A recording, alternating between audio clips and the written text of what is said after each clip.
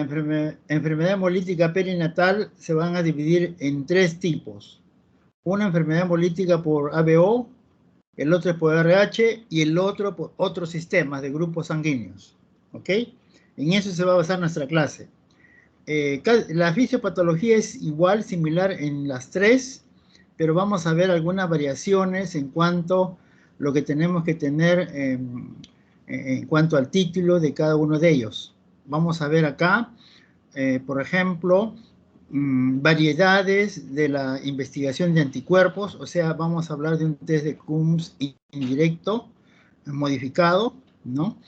En realidad, yo quisiera que pongan atención de todo lo que vamos a decir.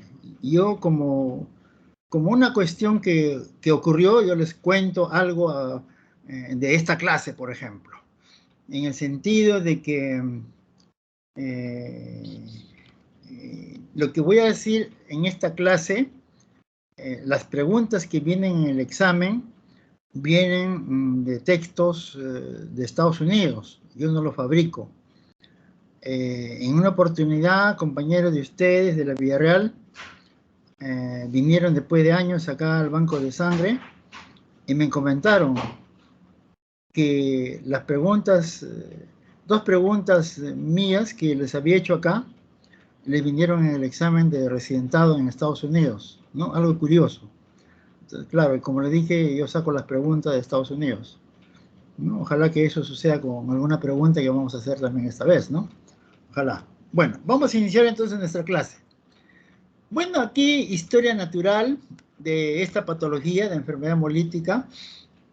Miren cómo ya se comenta desde 1609, ¿no? Como un acto que ocurría en aquella época, se dieron cuenta en gemelos, por ejemplo. Ustedes saben que el ABO se descubrió en 1901. Después fue el RH, o sea, miren, 1600 estamos hablando, pero ya se sabía el problema que ocurría cuando, digamos, ocurría cuando nacían estos niñitos, ¿no? Entonces acá este investigador encuentra en gemelos. 1892 ya se habla sobre hidrofetalis universalis, o sea, ya una cosa bastante seria, severa. 1901, el año del ABO, se habla de una ictericia grave neonatal. Así es. 1904 ya se comenta que había Kernicterus como una cosa más avanzada que tomaba tejidos, como vamos a ver más adelante. 1912 se habla de una eritroblastosis. Vamos a ver ese mecanismo de destrucción, qué cosa nos conlleva, ¿no es cierto? 1919 se habla de una anemia del recién nacido, ¿no? Que realmente cuando hablamos de anemia del recién nacido estamos hablando de un paso, lo que ocurre pues cuando nacen estos niñitos, cuando tienen este problema, ¿no? 1932 se habla nuevamente de una eritroblastosis fetalis, ¿no? Posteriormente ya se habló como enfermedad hemolítica del feto y del recién nacido. Así es. Hoy se habla un término un poco más apropiado, enfermedad hemolítica perinatal. Entonces, es algo de historia que podemos contarle cuando hablamos de este tema, ¿no? Muy bien. Cuando ya hablamos básicamente por incompatibilidad RH, en el siglo XVII se hace una primera publicación de alguna patología, pero que no se menciona como RH, relacionado, digamos, muy similar, pero no era lo que conocemos hoy día BO.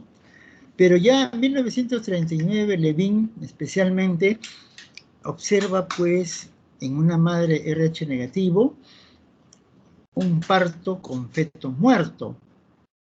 Entonces, ahí mencionan que probablemente se deba a una reacción hemolítica a la sangre del esposo. Miren, ya se va aclarando un poquito las cosas, ¿no? 1941, Levin nuevamente ya lo menciona que realmente había una enfermedad hemolítica por RH y donde se comenta ya que un anticuerpo había que pasaba la placenta, ¿no?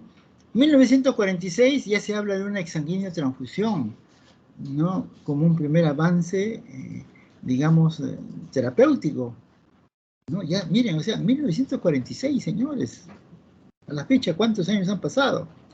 1963, imagínense, ya se habla de una transfusión al feto cuando está dentro del útero, imagínense.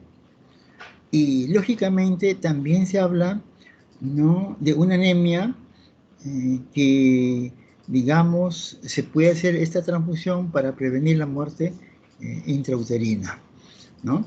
En 1963 ya se habla de la, digamos, publicación de una prevención de una inmunización pasiva, ¿no? Lo que ahora conocemos. En 1968 ya se habla de la inmunoglobulina anti-RH, ¿no? Hoy, esta patología, todo lo que estamos comentando, podemos decir, hoy la morbimortalidad fetal y neonatal está destinado más a personas de escasos recursos, muchos de ellos por no comprar, ¿no?, esta vacuna que comentamos, ¿no? Entonces, para que ustedes se den cuenta, ¿no? Esta es una definición bastante amplia, completa. Ajá. ¿Qué cosa es la enfermedad hemolítica perinatal? Es una anemia hemolítica inmune donde hay una incompatibilidad de grupo entre la madre y el descendiente. ¿Y el descendiente quién es? Cuando está dentro del vientre materno, feto, y lógico cuando nace ya un recién nacidito. ¿Ah? ¿Y qué cosa ocurría después de este problema? Una eritroblastosis fetal. O sea, teníamos glóbulos rojos nucleados a nivel de sangre periférica. ¿Pero por qué ocurría eso? Justamente porque había una activa proliferación, ¿no?, de estas células jóvenes a nivel del hígado, del vaso y lógicamente en la médula ósea, ¿no? Para, digamos, realizar justamente esa compensación hemolítica que ocurría en ese momento en este feto o recién nacido. Muy bien.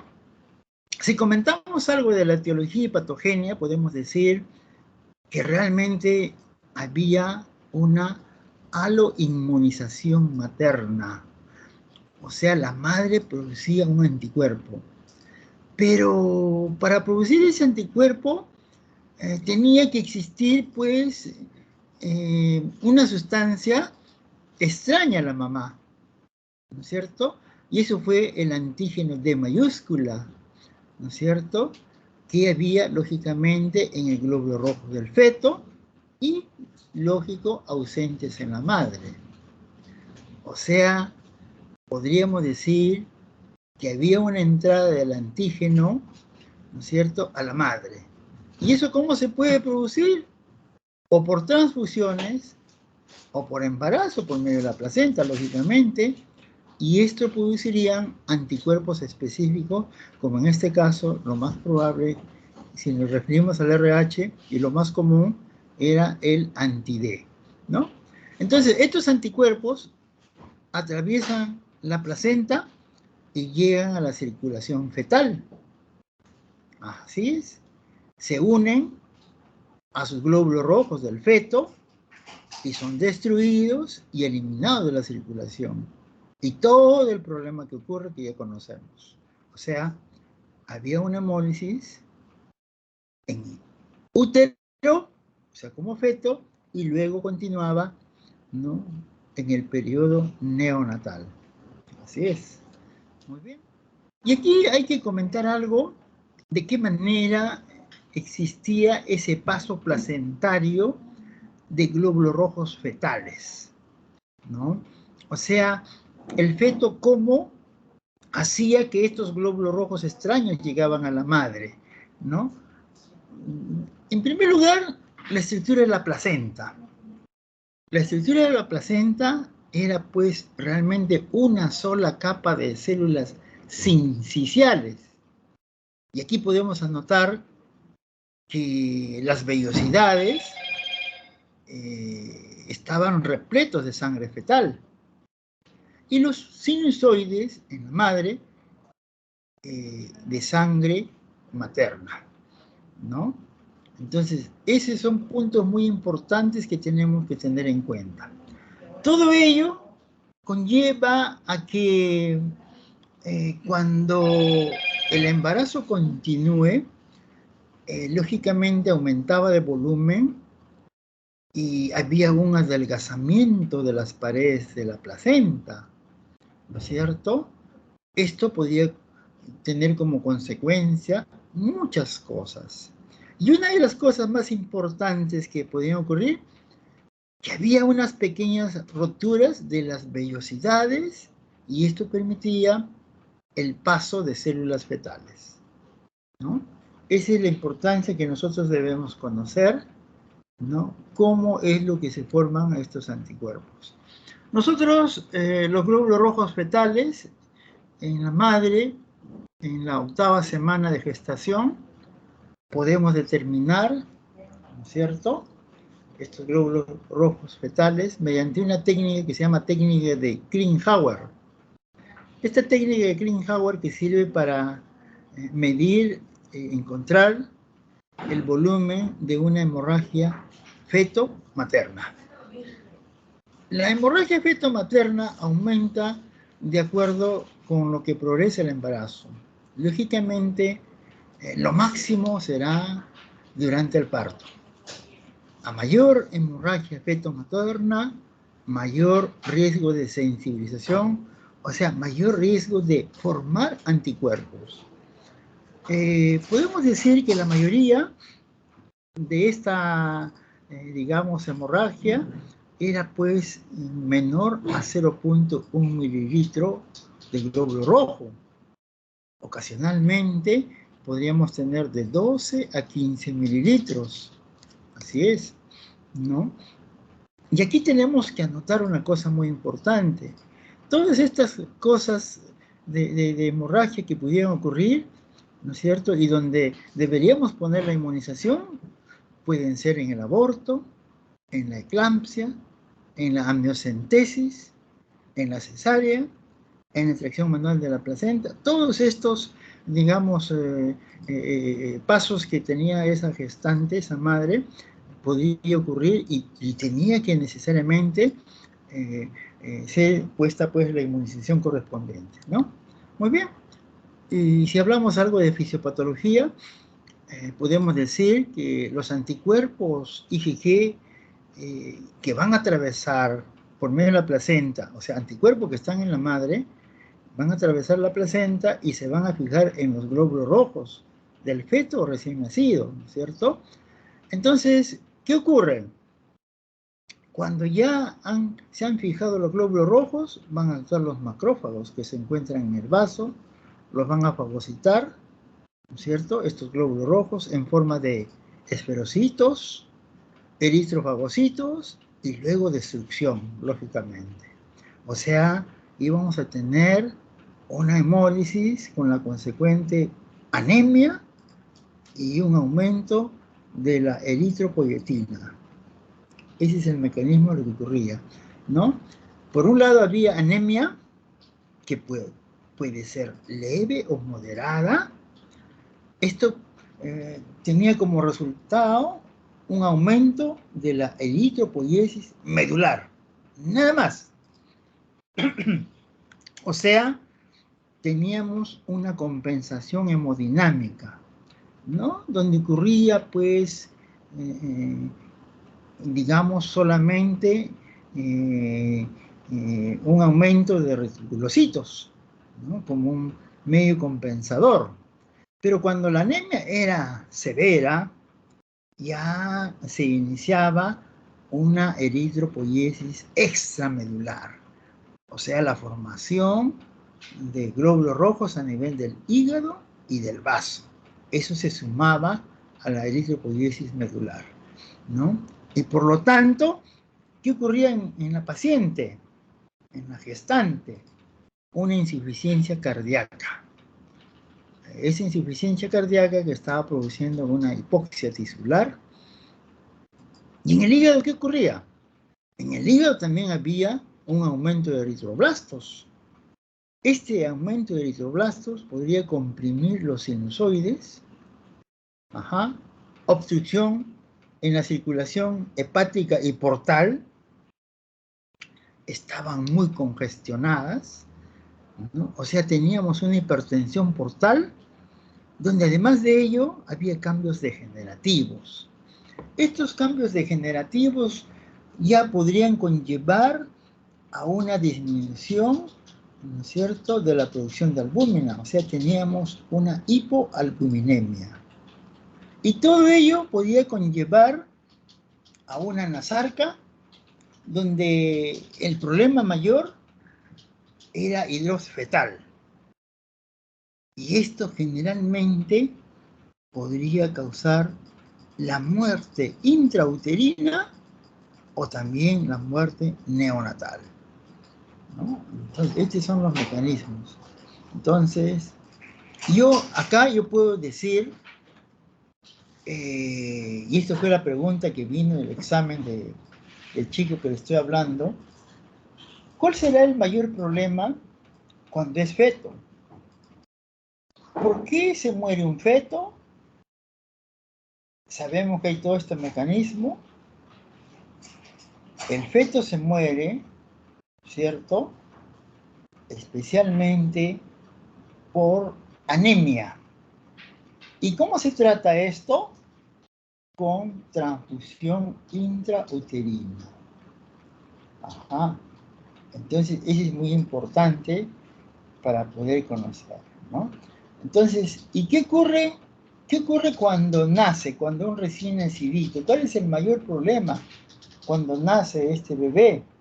El mayor problema que puede ocurrir es la hiperbilirrubinemia, ¿no? ¿Y cómo se trata? Mediante la exsanguínea transfusión. O sea, para que ustedes vean, ¿no? Es diferente como feto y como recién nacido, ¿no? Muy bien, y acá podemos decir lo que estamos comentando. La bilirrubina en el feto, lógicamente, la bilirrubina en el feto, hay una destrucción de glóbulos rojos, cruza la placenta, y esta bilirrubina es excretado por el hígado de la madre. Por eso que hay ausencia de ictericia en el recién nacido, ¿no? ¿Y qué cosa ocurre cuando es neonato la bilirrubina? Lógicamente hay destrucción de glóbulos rojos, ya no hay excreción placentaria, ya no está conectado a la mamá para que le pueda excretar, ¿no es cierto? Hay una inmadurez hepática. Si bien es cierto, hay un aumento de bilirrubina en el plasma, como una manera, digamos, leve, esto va a causar problemas a nivel de tejidos, ¿no? Presentándose, pues, ictericia, ¿no?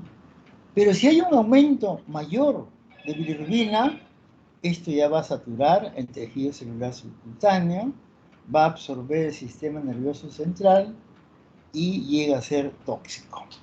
O sea, podemos decir que podemos encontrar una ictericia nuclear, o podemos llamarle también una encefalopatía bilirrubínica o Kernicter. Puedo llamarlo de esas formas, ¿cierto? Y aquí las tres categorías que le estaba comentando. Vamos a hablar de enfermedad hemolítica por ABO. Y cuando yo digo enfermedad hemolítica por ABO, probablemente las 2/3 partes corresponden a ABO. Luego tenemos enfermedad hemolítica por el sistema RH. Ya sabemos que hay 57 grupos sanguíneos del RH, pero lo más importante son los que están ahí, ¿no? El D mayúscula, el C mayúscula, el E mayúscula, el C minúscula y el E minúscula, ¿no? En fin. Y el tercer grupo, que es por incompatibilidad de otros sistemas. ¿Qué sistema? Sistema aquel, Diego, David, Kit, etc. ¿Ya? Entonces, eso es lo que va a abarcar también nuestra clase del día, ¿no? La enfermedad hemolítica por incompatibilidad BO, 2/3 partes de su frecuencia, deriva pues de la acción de los anticuerpos maternos, ¿no es cierto? Y esto lo podemos ver con mayor frecuencia cuando la madre es O, ¿cierto? La madre es O, tenemos anticuerpos anti-A, anti-B, tipo inmunoglobulina M, pero además existe un anticuerpo anti-B que es inmunoglobulina G. Y este es el causante de enfermedad hemolítica de recién nacido desde la primera gestación. No ha habido oportunidad de que esta madre primero sea sensibilizada, no. Entonces, lo más importante cuando yo sospecho de una enfermedad hemolítica por ABO, tengo que buscar el causante. ¿Cuál es? El anti-A, B, ¿no es cierto? Una inmunoglobulina G. Ese es el causante. ¿Bien? O sea, una madre gestante de grupo O, ahí está. El bebé que nosotros estamos ahí en el vientre materno, es de grupo A, lógicamente producto del esposo, así es. Entonces, la madre, como tiene ese anticuerpo anti-A, B, va a atravesar la placenta y va a llegar de frente al bebé, sin necesidad que haya un previo embarazo. Ese anticuerpo anti-A, B, ante la presencia de un grupo A, va a tener antígenos A, va a haber reacción antígeno-anticuerpo, o sea, vamos a tener glóbulos rojos sensibilizados y luego va a ocurrir lo que ya, digamos, el sistema mononuclear fagocítico es el que va a intervenir acá, ¿cierto? Muy bien. Y cuando es enfermedad hemolítica por RH, miren ustedes, acá sí necesitamos una inmunización materna por embarazos previos o abortos. Ese es importante. En cambio, el anterior, no. La clínica, bueno, como la clínica de todos, anemia, ictericia, hepatoesplenomegalia, petequias, hemorragia, nasarca, keigníteros, o sea, encefalopatía bilirrubínica, etc. Ya, eso va a ser bastante común, ¿no? Y acá tenemos el ejemplo. Este es un primer embarazo, por ejemplo. La madre RH negativo, el bebé RH positivo, ahí lo tenemos, ¿cierto? Entonces, este bebé puede transmitir, puede hacer de que la sangre RH positivo sea pasada a la madre. ¿Cómo puede pasar a la madre? En primer lugar, durante la gestación, cuando es feto, podemos tener sangre RH positivo en la madre, que no lo tiene, lógicamente, ¿no?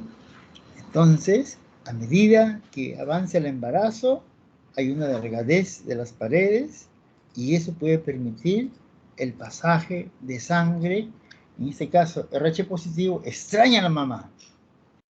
Y si esto ocurre, lógicamente la mamá va a sensibilizar, va a formar ese anticuerpo anti-D, ¿no? Eso es lo que realmente ocurre en la primera gestación. Ya, digamos, más adelante puede ser casi al final del embarazo, casos muy excepcionales en esta madre, pero generalmente con mayor frecuencia es en la segunda gestación, ¿no? Entonces acá tenemos el ejemplo, la madre, células sanguíneas, RH negativo, el feto, células sanguíneas, RH positivo, así es, el anticuerpo, ahí está de amarillito, ¿no?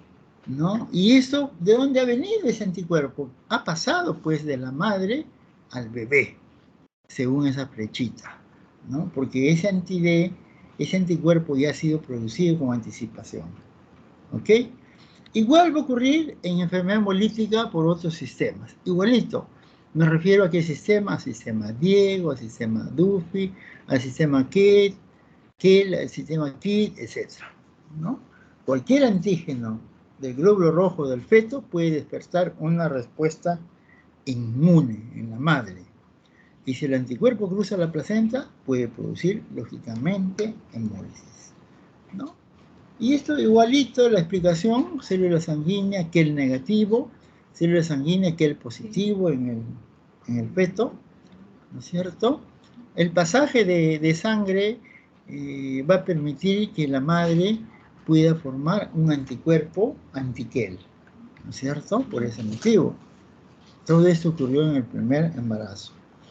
Pero ya en el segundo embarazo, ya tenemos que vamos a tener ese anticuerpo que va a atravesar la barrera y va a llegar al feto. Entonces va a haber una reacción alérgica, una reacción antígeno-anticuerpo, ¿no es cierto? Y lógicamente esto va a ser removido por el res, ¿no? Muy bien, eso sería lo que ocurre pues en segunda instancia, muy similar al anterior, por otro sistema de grupos sanguíneos. ¿Ya?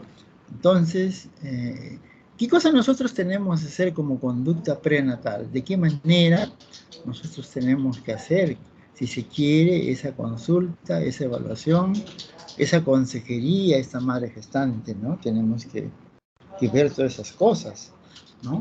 Muy bien, tenemos que pedir el grupo sanguíneo BO y el factor RH a la madre gestante, un test de Coombs indirecto para investigar los anticuerpos celulares, ¿cierto? Si la paciente gestante es RH negativo, determinar el grupo RH del cónyuge. Ajá. Si el cónyuge es igualito a RH negativo, no me preocupo. Si el cónyuge es RH positivo, miren, diferente a la madre, entonces ya eso nos conlleva a seguir investigando, porque ya puede haber una sensibilización en la madre, ¿no? Acuérdense que no solamente por embarazos, sino también por transfusiones se puede hacer, ¿no? Si la madre se ha puesto transfusiones, entonces con mayor razón, ¿no? Muy bien, tenemos que determinar el grupo del cónyuge. Si el padre es RH positivo y la madre test de Coombs indirecto negativo, ¿no es cierto? Se debe repetir este test de Coombs indirecto, este test de Coombs indirecto en la madre a las 28, 32 y 36 semanas de gestación, ¿no? Son épocas que nosotros debemos pedir el control, ¿ok? El paciente con test de Coombs directo positivo, madre, entonces sensibilizada. Debemos determinar su especificidad y título. Y lógicamente hacer la consulta de alto riesgo obstétrico, ARO, que ustedes conocen, donde intervienen pues obstetras, neonatos, hematólogos, ¿no? Hacer una historia clínica, donde debe figurar las transfusiones previas, antecedentes de recién nacido, con enfermedad hemolítica, o abortos, mortinatos, progresivamente más severa, y digamos, también tiene que recibir un tratamiento adecuado, ¿no? La titulación de anticuerpos, el test de Coombs indirecto, los títulos, generalmente vamos a tener, ¿no?, menos de 1 sobre 32 diluciones no asociados a muerte uterina. Títulos mayor de 100, 1 sobre 32, no predice la severidad del caso, ¿no? Solamente el riesgo. O sea, fichar, digamos, de dar una fecha para hacer la amniocentesis o una cordocentesis de acuerdo al caso. Tenemos que hacer este programa, ¿no? Pero esto se va a hacer solamente cuando hay riesgo, donde estén los títulos más de 32 diluciones. La titulación en el primer trimestre se debe comparar su evolución, repetir cada 4, 6 semanas, ¿no? Hay distintos aparatos, equipos, ¿no?, que podemos comparar el título de 32 diluciones, por ejemplo, que es equivalente a 4 unidades internacionales por mililitro. Acá debemos anotar también la citotoxicidad celular dependiente de anticuerpo, ¿no? Esa es otra manera también de poder evaluar Hasta aquí tan severo estamos aquí en este caso, ¿no? También hay otra manera, usar monocitos para fagocitar glóbulos rojos con anticuerpos. Son otras técnicas, lógicamente. ¿Ya? Delegado. Delegado. ¿Me escucha, delegado? Hola. El delegado, ¿me escucha? Delegado, 5 minutos, 10 minutitos, sí, un ratito de intermedio, ya que tengo una urgencia, ¿ya? 5 minutitos, ¿ya? Por favor, ¿ya? Ok, doctor.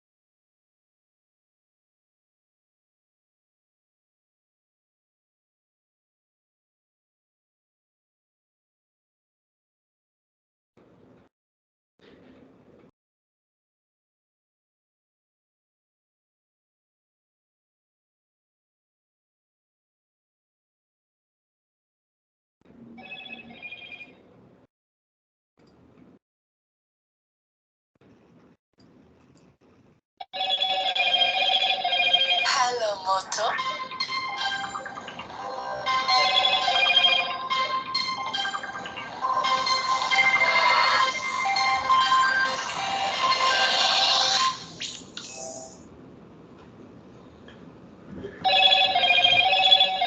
Hello, Moto.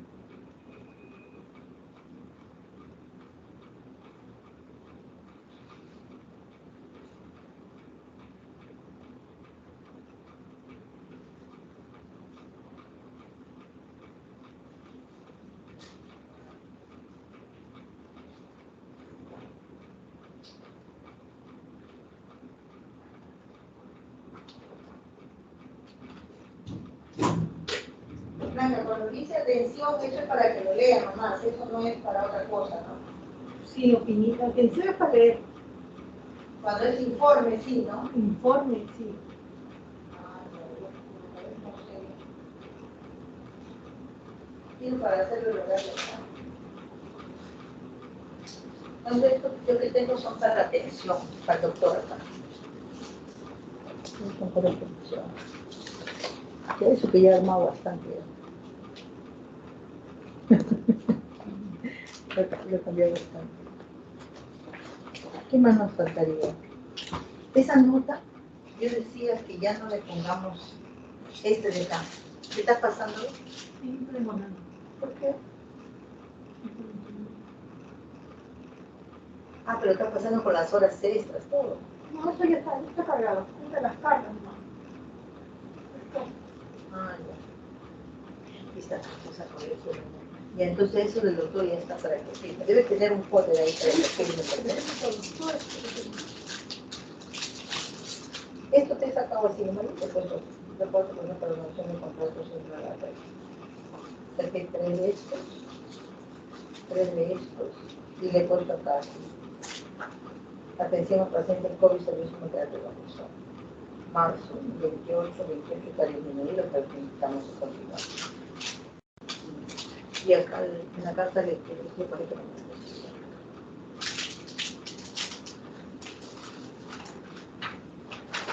Esto de lavandería debe tener un folder. Ahí está abajo nomás. ¿Dónde la bandería? Sí.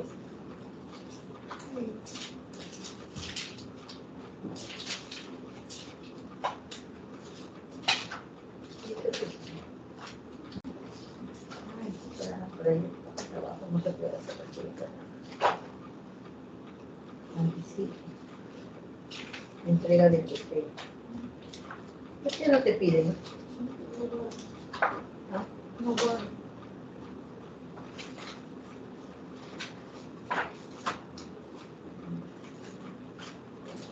Por ahí me dicen que la línea. Oye, de tu signo, ¿no? Y tu contrato. Entonces ya está hecho. ¿Qué no te lo Fueron pagan? de compra. ¿Y qué dice? ¿La has pedido el bien? No ha subido.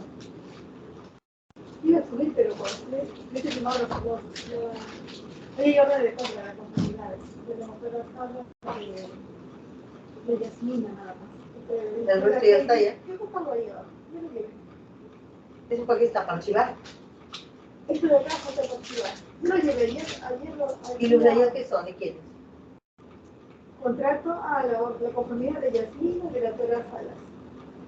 En Carretón, de Espinosa y de los dos llevé.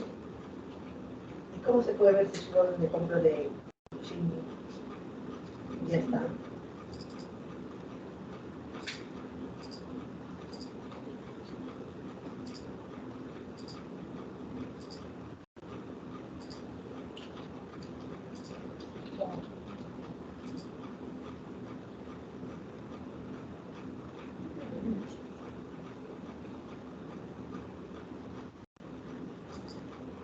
Ya tendrá código, ¿no? Le pongo, ¿no? Sí.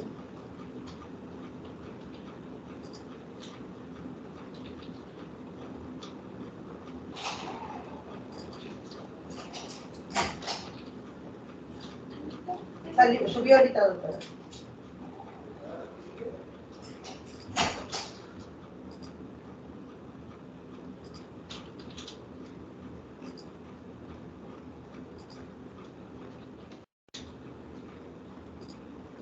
Dejé el día arriba.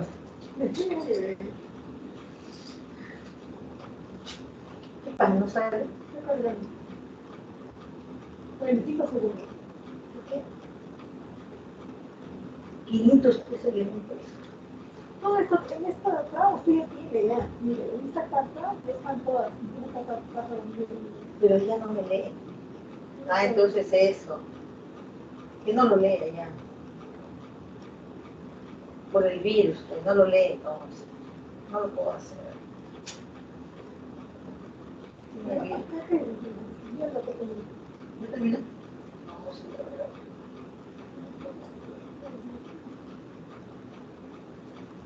Así me quedaré ahí porque eso lo digo, ¿no? Ya. Eli, ¿qué es lo que hay que hacer? Ah, que vea la cartita nada más y le hicimos la... A ver, acá. Eso es Eli, cójale. Ya, ya. ¿Cuál es la carta? Acá está. Sí, creo que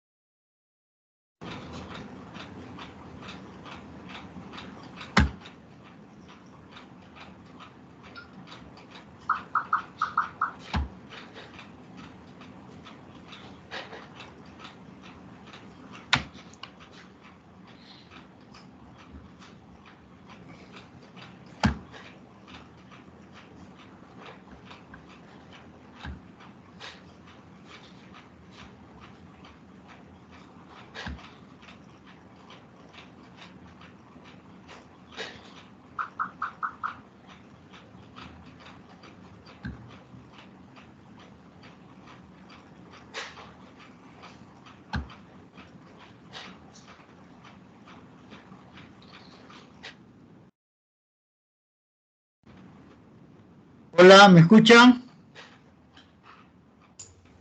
Sí, doctor, sí se le escucha. Ok, disculpen, porque estoy con un recambio plasmático y hemos terminado. Muy bien, nos quedamos acá en la conducta prenatal. De todo lo que acabamos de hablar, los tres tipos de enfermedad hemolítica recién nacido, por ABO, por el RH y otros sistemas, tenemos que pedir esta evaluación, ¿no es cierto?, estas conductas prenatales. Muy importante, como dijimos, el grupo sanguíneo ABO y el factor RH, ¿no? Y el test de Coombs indirecto para investigar anticuerpos. Esto se tiene que hacer en toda madre gestante, acuérdense. Hay que repetirlos, hay que verlos, especialmente el Coombs indirecto. Si el paciente es RH negativo, tenemos que determinar el grupo RH del esposo. ¿Ya? Si el padre es RH positivo y la madre test de Coombs indirecto negativo, tenemos que repetir todas estas pruebas de Coombs indirecto en la madre. Este es bien claro, a las 28 semanas, 32 y 36 semanas de gestación. Esto tiene que hacerse así. ¿Pero por qué el test de Coombs indirecto? Porque ya les hemos dicho que a medida que avanza el embarazo, se pone más, digamos, delgado la estructura de la placenta y hay más posibilidades, digamos, de sangre del feto a la madre. ¿Ok?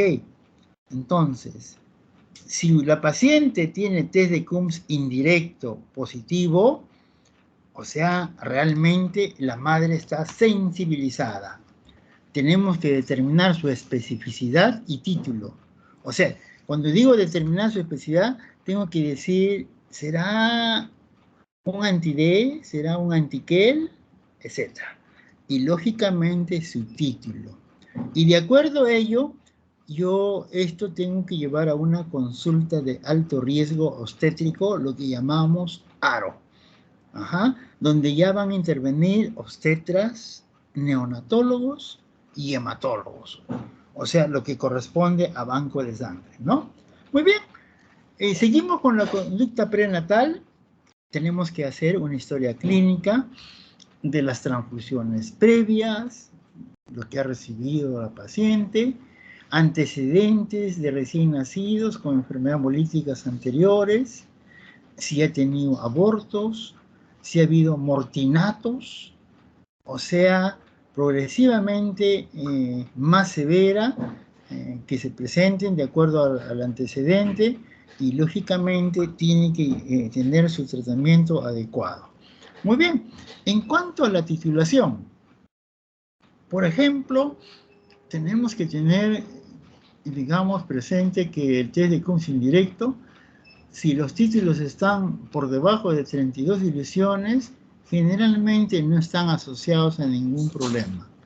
Los títulos mayores de 32 diluciones realmente no predicen una severidad, solamente riesgos. De acuerdo a ello, podemos hacer una fecha de realización de la amniocentesis o cordocentesis, ¿no? Si la titulación en el primer trimestre, digamos, de acuerdo a ello es positivo, negativo, se ha aumentado o se ha disminuido, tenemos que comparar de acuerdo a la evolución. Realmente este título se debe repetir cada 4 o 6 semanas. Nosotros tenemos un autoanalizador que, por ejemplo, podemos hacer una comparación. Si el título es de 32 diluciones, eso es igual a 4 unidades internacionales por mililitro. Hay otra alternativa también de poder evaluar la citotoxicidad celular dependiente del anticuerpo, ¿no? Podemos hacerlo eso. Para hacer esta prueba se usan monocitos, ¿no? Y esto para fagocitar los glóbulos rojos que están, digamos, con su respectivo anticuerpo, ¿no es cierto? Bien. La amniocentesis y la espectrofotometría que podemos hacer del líquido amniótico, realmente esta conducta, especialmente si yo quiero, digamos, realizar todos estos actos, hay que poner en la mesa de evaluación. Ustedes saben que cada día los procedimientos invasivos como esto se están dejando de hacer. Vamos a ver más adelante qué cosa tenemos que hacer entonces, ¿no? Entonces acá podemos anotar el resultado de este líquido amniótico, la medida semi-cuantitativa, ¿no? Lógicamente, a mayor, digamos, lectura, eso va a ser proporcional al grado de hemólisis. Podemos definir, comparar la densidad óptica, se hace de 350 a 700 nanómetros, ¿no? La densidad, por ejemplo, de 450 nos está viendo, pues, que es una, digamos, lectura adecuada, ¿no? Liley hizo este estudio en 1961, ¿no? Correlaciona la densidad óptica y la edad gestacional del embarazo. La densidad, digamos, horizontal o ascendente, el feto tiene un riesgo de muerte, ¿no? Eso es importante conocerlo.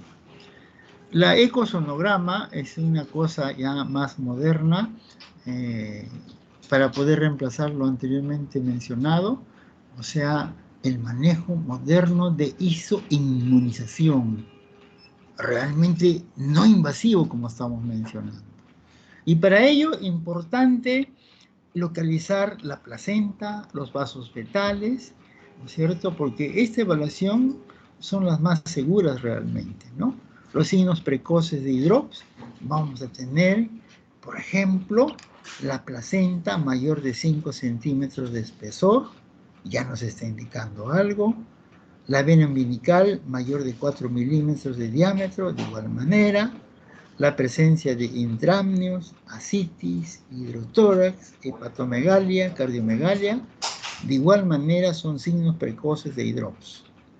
Podemos calcular el peso fetal, podríamos programar para nueva cordocentesis y también para la transfusión intrauterina de acuerdo a la anemia y, lógicamente, la edad gestacional. Los pacientes sensibilizados con un título de 32 diluciones, tenemos que hacer un control semanal, ¿no? El monitoreo fetal es importante, los movimientos fetales, el útero inactivo que se presenta pues antes de morir, la evaluación del bienestar fetal, donde aquí tenemos que ver cómo está la frecuencia cardíaca, la reactividad del sistema nervioso central. Esto se puede realizar cada 3 días después de las 30 semanas, especialmente los casos más severos. Podríamos utilizar algún tipo de Doppler, ecocardiograma fetal, van a complementar la hemodinámica fetal, ¿no? La cordocentesis evalúa directamente ya la condición del feto, estamos ya directamente con el feto.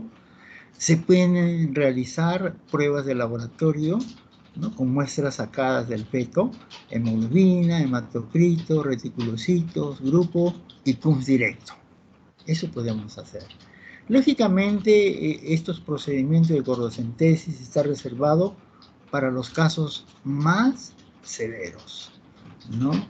Donde, digamos, la cosa está bastante, digamos, clínicamente está bastante grave, entonces podríamos utilizar esta cordocentesis. Se puede iniciar de las 18 a 20 semanas de gestación y la punción que se puede realizar cercana a la inserción de la vena umbilical. Debe estar preparado, todo esto que estamos mencionando, ya debe estar preparado para realizar una transfusión intrauterina. Especialmente eso se puede hacer cuando el hematocrito es menos de 25% y el embarazo está menos de 34 semanas de gestación. Y la transfusión intrauterina se realiza con ultrasonido de alta resolución, dan buenos resultados, y podemos anotar 2 tipos de esta transfusión intrauterina: una transfusión intraperitoneal, placenta posterior, especialmente vamos a tener una placenta posterior para hacer este procedimiento, y que los vasos fetales sean no accesibles. O sea, este es transfusión intraperitoneal. Y la transfusión intravascular, lo común y corriente, por medio de la cordocentesis, ¿no es cierto?, a un volumen de 5 a 20 mililitros por kilo de peso y la infusión de 3 a 4 mililitros por minuto. Esa es más o menos la dosificación y el volumen que podemos poner, ¿no? Y acá, bueno, la manera, ¿no?, lo que acabamos de mencionar, cómo se puede hacer la transfusión intrauterina, ¿no?, en el feto, ya son cosas, procedimientos bastante especializados. Podemos anotar que acá en nuestro país, imagínense, no se hace todavía este procedimiento, ¿no? Hay otras formas también, digamos, de las conductas prenatales. Se menciona, por ejemplo, el clorhidrato de prometacina, que se puede hacer en la madre. Se menciona, se dice, se comenta, interfiere con la fagocitosis de estos glóbulos rojos sensibilizados, por un lado.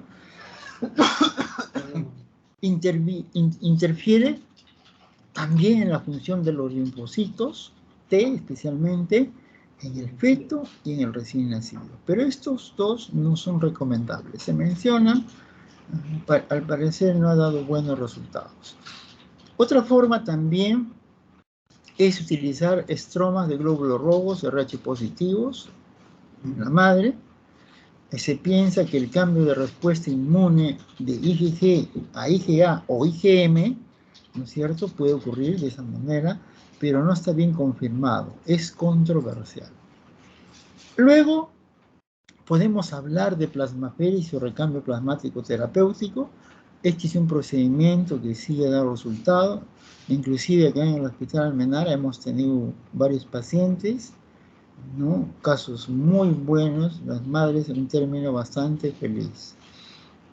Y lógicamente la otra, digamos, conducta que se puede realizar es la inmunoglobulina intravenosa, 400 miligramos por kilo por 5 días. Esto atenúa la hemólisis en el feto, ¿no? Últimamente se está dando bastante énfasis a este tipo de tratamiento en diversas patologías inmunes. La clínica y laboratorio, bueno, ya sabemos, la anemia, la ictericia, la hepatoesplenomegalia, petequias, hemorragia nasal. En el nacimiento es importante la muestra de sangre de cordón para diagnosticar la anemia. Pueden haber casos de 3 a 18 gramos por ciento, reticulocitos hasta 50%, eritroblastos hasta 200%, imagínense, bilirrubina de 5 a 6 miligramos por ciento, ¿no? Ese es especialmente en los casos muy severos. Y lógicamente el test de CUM directo que tiene que estar positivo. El frotis de sangre periférica nos va a mostrar eritroblastos, ya saben ustedes, glóbulos rojos nucleados, esferocitos especialmente, ¿no? Bien, el cuadro clínico leve será una hemoglobina igual o mayor de 14 gramos, que no requiere nada de recambio sanguíneo, por supuesto. Una anemia, un cuadro clínico moderado, una hemoglobina de 8 a 13 gramos por ciento. Hay un rápido incremento de bilirrubina, hepatoesplenomegalia moderada. Y digamos, la clínica severa, que es un hidrofetales, eso necesita ya un tratamiento muy especializado. El exsanguíneo de transfusión como tratamiento neonatal, ya hemos comentado, ¿no es cierto? Eso se realiza ya en un bebé que ha nacido, o sea, es un neonato. Exsanguíneo de transfusión. El tratamiento, la hiperbilirubinemia severa de este recién nacido, especialmente para prevenir los kernícterus, y hemos dicho cuál es la diferencia entre kernícterus y la ictericia basal.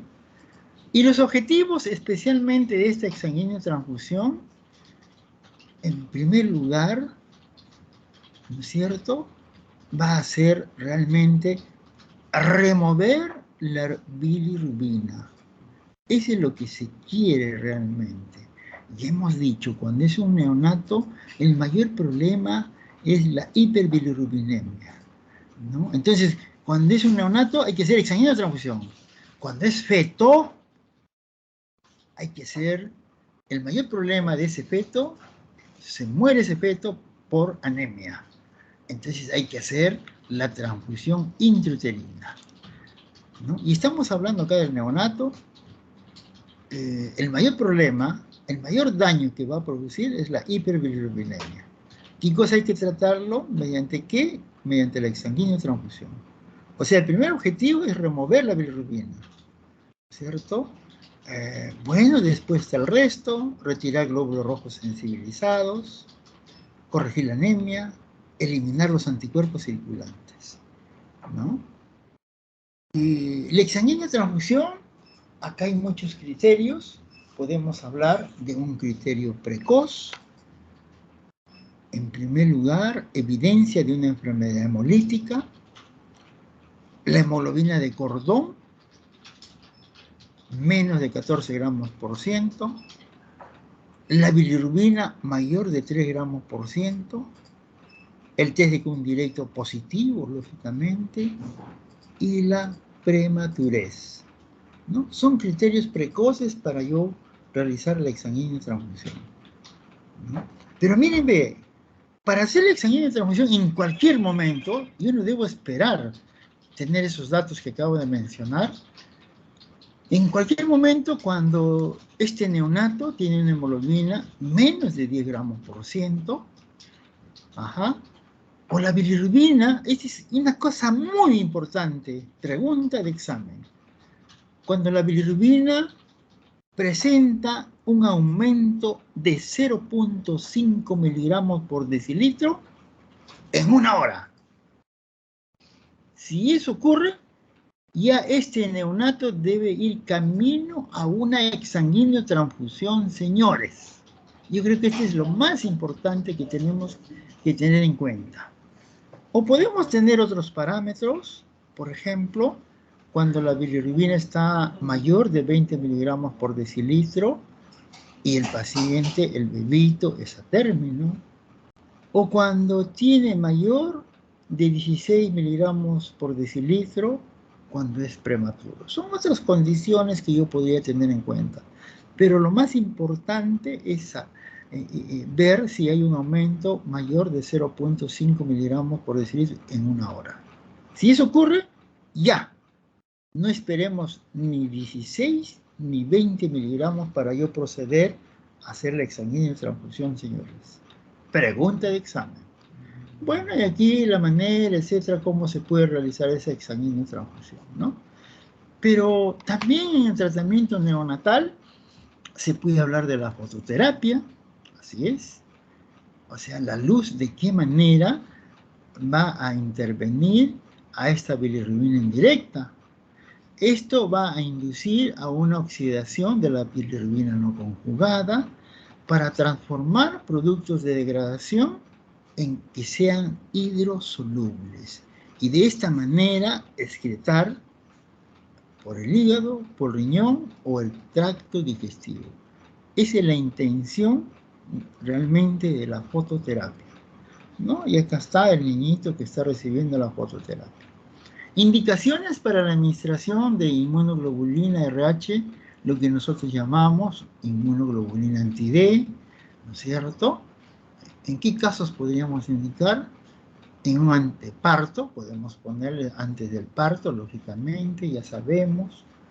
Podemos ponerle en el posparto, 72 horas posparto, hasta posaborto, posamniocentesis, podemos indicar, post-transfusión de hematíes RH positivos a individuos RH negativos, lógicamente, es otra posibilidad, ¿no?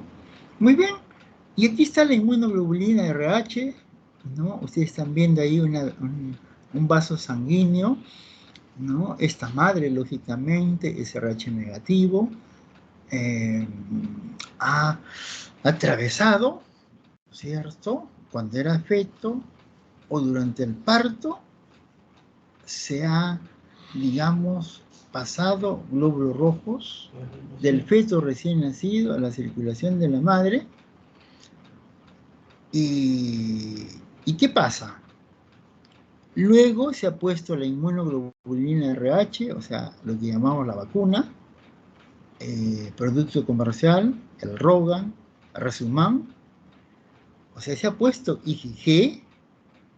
Entonces, esa IgG, que es un anti-D, va a ser su especificidad, se va a unir en los glóbulos rojos RH positivo que han pasado a la circulación materna. Se van a pegar. Y una vez que se han pegado, van a ser retirados por el sistema mononuclear fagocítico. Esa es la manera como actúa esta inmunoglobulina RH. Claro. La correlación entre discrepancias serológicas y condiciones clínicas. Ya nosotros sabemos, por ejemplo, que durante el embarazo vamos a tener supresión del antígeno Lewis. Ya hemos mencionado en clase que el antígeno Lewis no forma parte de la membrana del glóbulo rojo. ¿Dónde se producen? En el plasma. Luego son absorbidos a la membrana del glóbulo rojo. Y miren, durante el embarazo eso es como si se perdiera la goma. Se van a desprender del glóbulo rojo. Los anticuerpos anti-HLA, bueno, ese es en general. Usted sabe cuando hay pasaje de sangre, va a haber pasaje también de leucocitos y eso puede dar lugar a la formación de estos anticuerpos HLA. O sea, estos anticuerpos se pueden provocar o se pueden producir en embarazos o en politransfusiones. Ausencia de anticuerpos ABO podemos tener en un recién nacidito o inmunosuprimidos. Y los haloanticuerpos, lógicamente, pueden estar presentes en los que han tenido varios embarazos y en las mujeres que han tenido politransfusiones. Muy bien, y acá para que ustedes vean, miren ustedes, estamos viendo las subclases de IgG, 1, 2, 3, 4. Por ejemplo, todas activan el complemento sérico menos el subclase de IgG4, por ejemplo. ¿Quiénes fijan los monocitos? El 1 y el 3. ¿Quiénes fijan los neutrófilos? Todos, ¿no es cierto?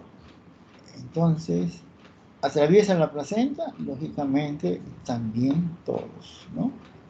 Entonces, la vida media, miren ustedes, 21 días, el 1, el 2, 21 días, el 3 de 7, 14, y finalmente el último 4 también de 21 días. La vida media de estas inmunoglobulinas T. Muy bien, y seguimos, miren ustedes, las subclases de IgG 1, 2, 3 y 4, las concentraciones que hay en el suero, lógicamente en mayor proporción está la 1, y así sucesivamente, ¿no? El tiempo medio de días de sobrevida, casi todos 22 días, a excepción de la IgG3, que es 9. La fijación de complemento, toda menos la 4. ¿Cruza las placentas? Claro que sí, todas las 4. ¿No? En el RH, ¿qué cosa hay? Hay IgG1 y más IgG3.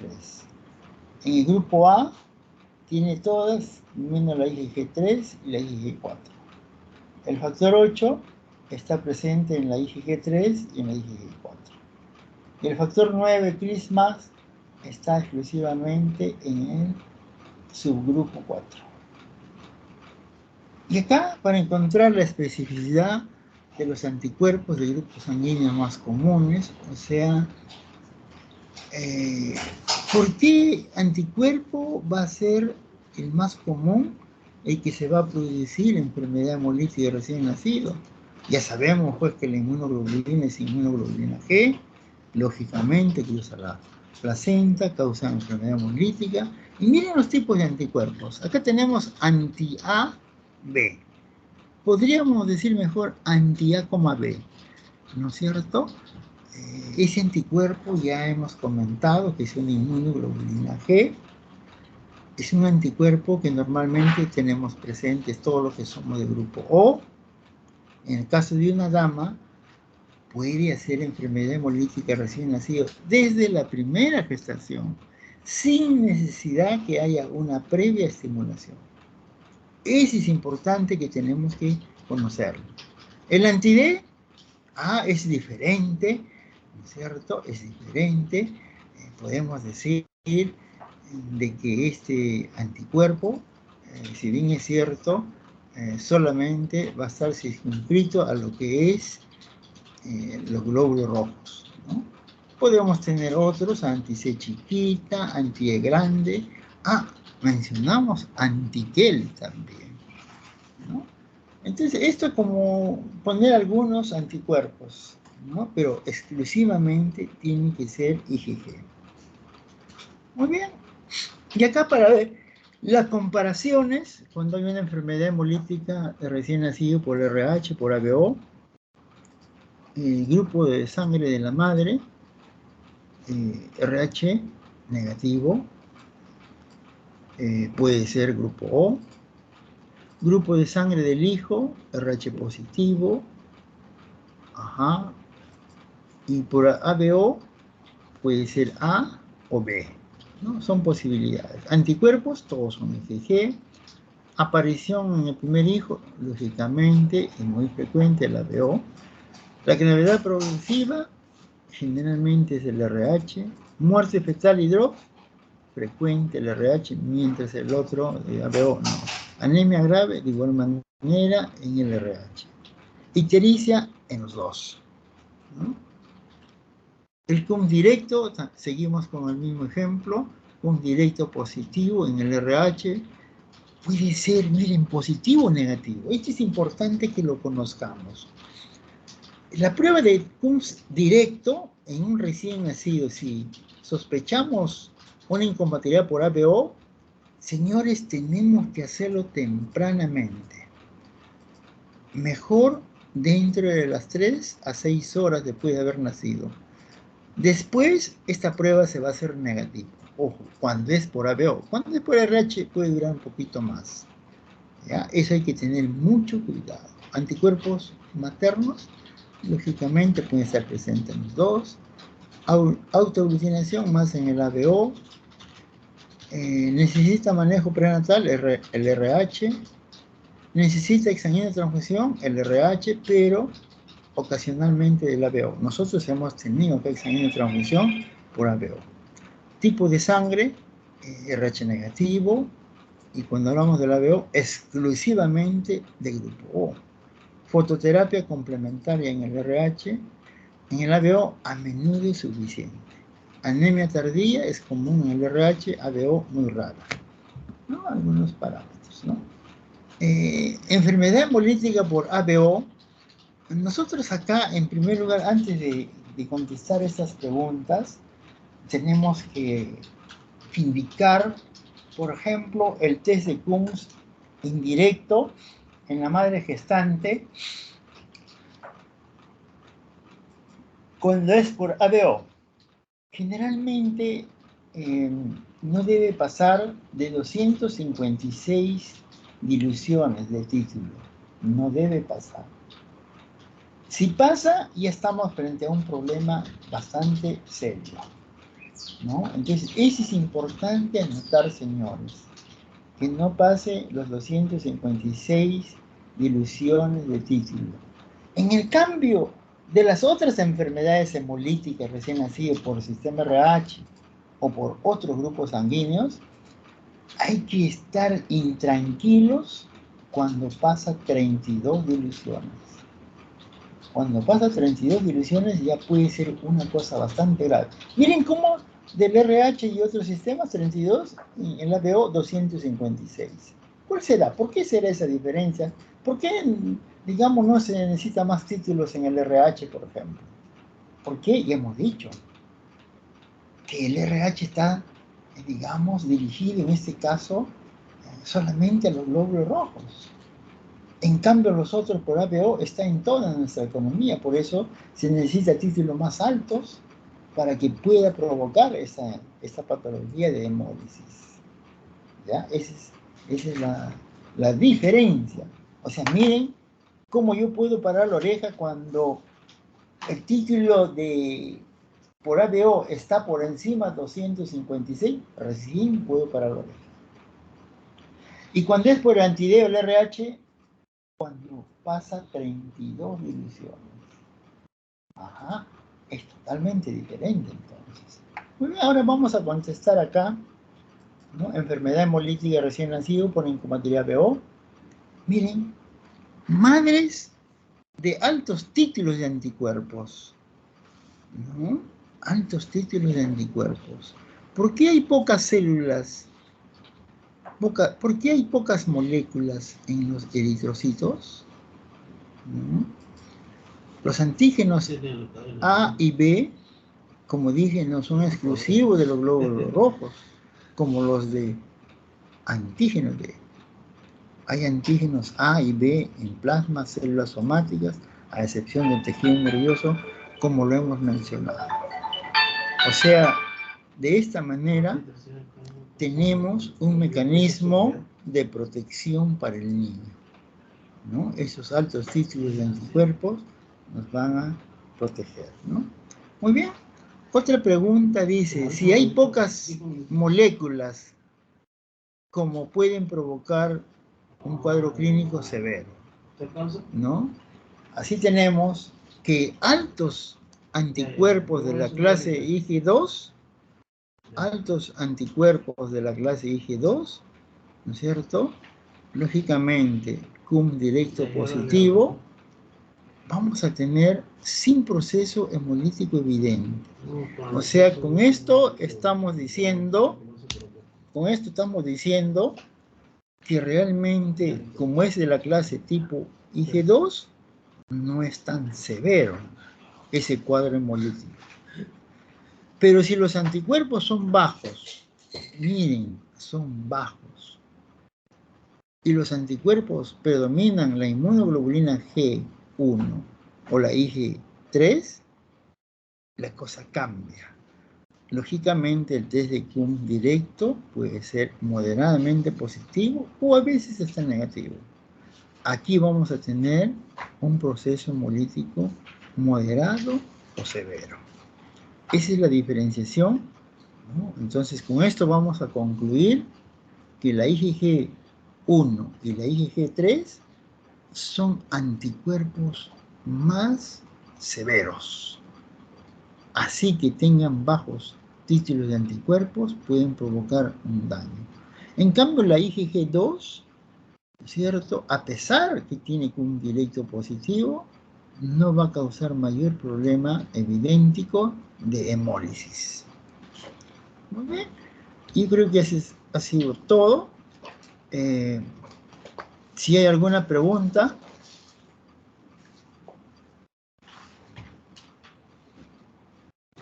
Jóvenes, si hay alguna pregunta.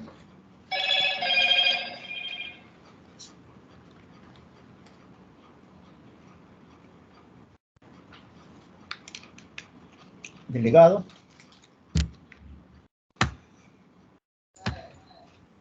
Doctor, creo que no hay preguntas, compañeros. ¿Me han No se olvide, entendido? doctor, de descargar la lista. ¿Me han entendido o no me han entendido nada? Ah, delegado, usted. A ver, ¿dónde está esta cosa? ¿Dónde se ve acá? Ajá. Ya lo vi. Luego aquí.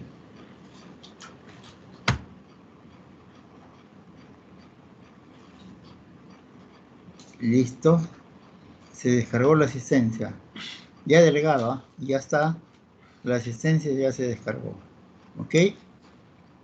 Ya, doctor, muchas gracias. Ya. Doctor, Delegado, una consulta. mañana vamos a tener, ¿no? Sí, mi grupo de práctica tiene con Ajá. usted el último conversatorio, doctor. Los dos últimos conversatorios. Ya. Vamos a hacer, ¿cuál primero? Mañana no creo que vamos a hacer los dos, doctor, porque eso es largo. No quiero hacer a la criolla. A ver, mañana Doctor, hacemos tratemos de hacerlo los dos el día de mañana aquí. porque Ah, sí. Sí, porque la otras semanas tenemos teorías del curso, porque ya va a terminar. Vamos a adelantar las teorías. Así. ¿Cuándo Sí, se no sé piensa si el acabar todo? doctor Fernández se le ha comunicado a usted. Ya.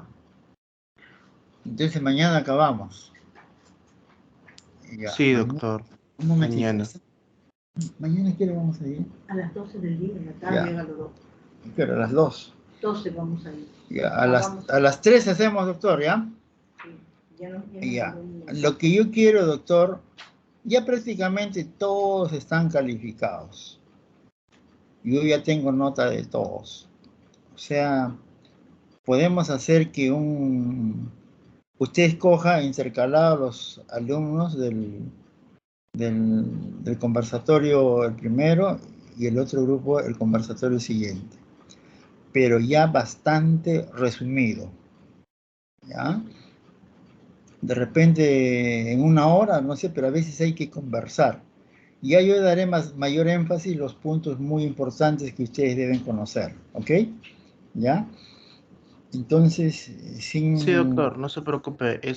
Ya está repartido Ya. el conversatorio, ya está repartido a mis compañeros, ya han hecho incluso todo, porque supuestamente íbamos a hacer el viernes, pero Es que a veces usted no ustedes, pudo, pues, entonces, se desplazan mucho ustedes, ¿no? Mañana vamos a hacerlo ya diferente, ¿ok? ¿Listo? ya, doctor, ok. Que sea más resumido su intervención.